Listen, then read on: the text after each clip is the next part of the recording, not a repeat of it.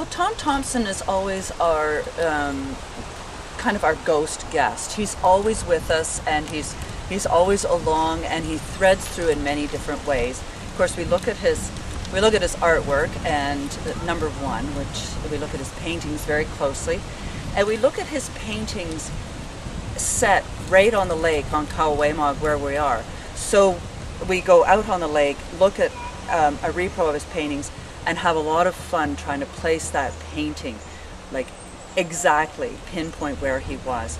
Weather is different every time, and this time our winds were very, very light.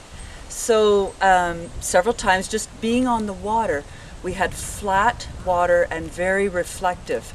A very great metaphor for many people, and we ended up we paddled out the second day with the intention of going to the Amab, but we stopped and right in the middle of the lake and had a floating studio. It was absolutely lovely because the winds were so light and calm that we could work for over an hour in the middle of the lake. That was one thing that's quite different.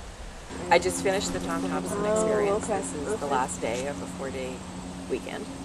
We went out, we canoed around the lake, we looked at places that Tom had painted, we learned about Tom's experience here, about the history of this area, and we learned how to paint and draw with different materials. It was a chance to be out here on this lake and experience painting like Tom would. We got to sit out on the island where Tom painted and sit in the canoes, paint the way he did.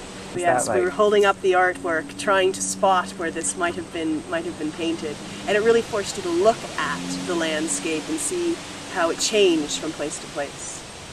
Sure. Each of the places we went had a different feel and a different perspective to it. So being out in the middle of a lake and seeing things is very different from being on the land or even going down into the tiny river. It's very different. We get a variety of people every time. There are people that are working on artwork and seem to have reached a point where they want to get back out or into nature, or maybe they're a little bit stuck. They're new direction. They need to be, they want that kind of energizing.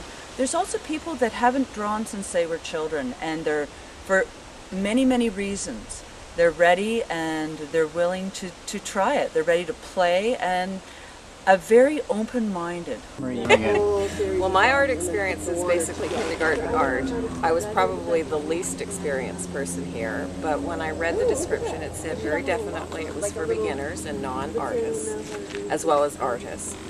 And for me, it was a totally great experience to just play with art materials and to learn that I could do something that actually ended up looking like a drawing or a painting, and just have fun with it. I'm someone who hasn't had a lot of art experience. As a teacher, I try to teach art, but I'm not someone who's taken a lot of courses myself. So I'm going away with a feeling of, I can do this. It was liberating in a way to swipe my hand across that page and see exactly what was going to happen. It's an exploration. It's an art exploration. It's a personal art journey.